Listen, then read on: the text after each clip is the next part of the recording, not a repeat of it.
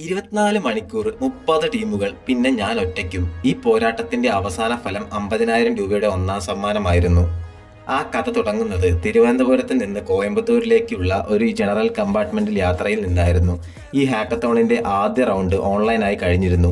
അതിനാൽ ഞാൻ തിരഞ്ഞെടുത്തത് കൈകളുടെ ആംഗ്യങ്ങൾ കൊണ്ട് വീട്ടുപകരണ സാധനങ്ങൾ നിയന്ത്രിക്കുന്ന ഒരു പ്രോജക്റ്റ് ആയിരുന്നു.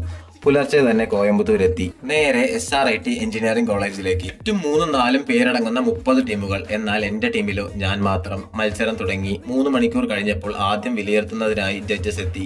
ഹാർഡ്വെയർ തുടങ്ങുന്ന എന്നെ കണ്ട് അവർക്ക് സംശയമായി. ഇത് 24 മണിക്കൂർ നേരങ്ങൾ കൊണ്ട് തീർക്കാൻ സാധിക്കുമോ? എന്റെ മറുപടിയിൽ ഒരു സംശയവും ഇല്ലായിരുന്നു. ഞാനിത് പൂർത്തിയാക്കും. 12 മണിക്കൂറുകൾക്ക് ശേഷം അവർ വീണ്ടും വന്നു. അപ്പോഴേക്കും ഹാർഡ്വെയർ പൂർത്തിയാക്കി ഞാൻ സോഫ്റ്റ്വെയർ തുടങ്ങിയിരുന്നു. അതോടെ അവരുടെ സംശയം പുതിയ വിശ്വാസമായി മാറി തുടങ്ങി. മറ്റു പല ടീമുകളും നേരത്തെ തന്നെ പ്രോജക്റ്റ് പൂർത്തിയാക്കിയപ്പോൾ അവസാന നിമിഷം വരെ ഞാൻ പ്രോജക്റ്റ് ഡെവലപ്പ് ചെയ്യുകയായിരുന്നു. 24 മണിക്കൂർ പൂർത്തിയായി. ഒടുവിൽ അവാർഡ് ദാന ചടങ്ങിനായി എല്ലാവരും ഒത്തുകൂടി. ഫലം പ്രഖ്യാപിച്ചപ്പോൾ 50,000 രൂപയുടെ ഒന്നാം സമ്മാനത്തിന് എന്റെ ടീമായ ടെക് ടൈറ്റൻസ് എന്ന പേര് കേട്ടത് മറക്കാനാവാത്ത നിമിഷമായിരുന്നു. ഒറ്റയ്ക്ക് ആ പോരാട്ടത്തിന് ലഭിച്ച ഏറ്റവും വലിയ അംഗീകാരമായി ആ വിജയം. ഇതുപോലുള്ള ഹാക്കത്തോൺ സ്റ്റോറീസിനും ഹാക്കത്തോൺ അപ്ഡേറ്റുകൾക്കും സ്റ്റാർട്ടപ്പ് സംബന്ധമായ വീഡിയോകൾക്കും ഈ പേജ് ഇപ്പോൾ തന്നെ ഫോളോ ചെയ്യുക.